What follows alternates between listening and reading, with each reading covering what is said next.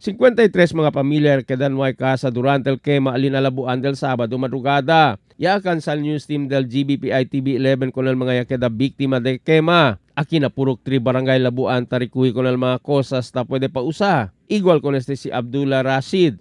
Ya que mal máquina del su pambot y 4 del su mga pamilya la queda biktima con el fuego.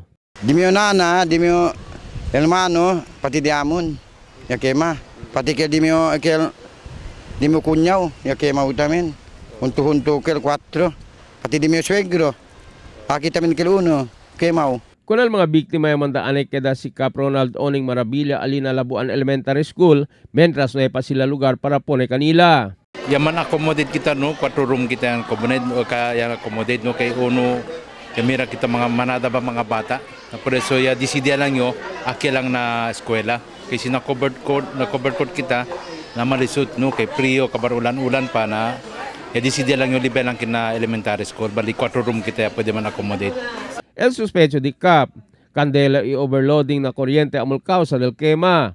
Ya queda también bien grande el fuego por causa tamang pondo mga gasolina, el mga vivientes aquí. Kay mas mucho kanila pescador, ita usa sila con el gasolina para na diila pambots para na pescada. El uno na istorya no, tiene tabla candela, tiene tabla na flying connection. Pero el uno pronto ya queda grande el quema no, por causa na mga gasolina.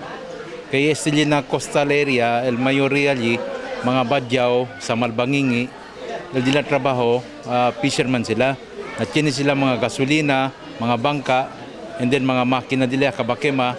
Na unol cost namin, no, el gasolina, na no pwede to kanila man na ablan no mga ustedes man ista gasolina, kay mga fishermen na dapat tiene kasi sila gasolina, mga makina nila na uno ya kemalka sa uno jutay, na plus tiene gasolina, pronto ya queda el quema ya kuano. Ya pronto ya hacen upod el quema ng mga kasa.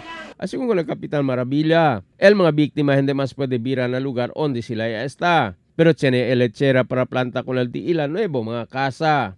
Na record sa el barangay, 44 mga kasa el quema, 53 pamilya el queda apektao, 245 mga individual talyaara ta esta na diila eskwela elementarya de Labuan.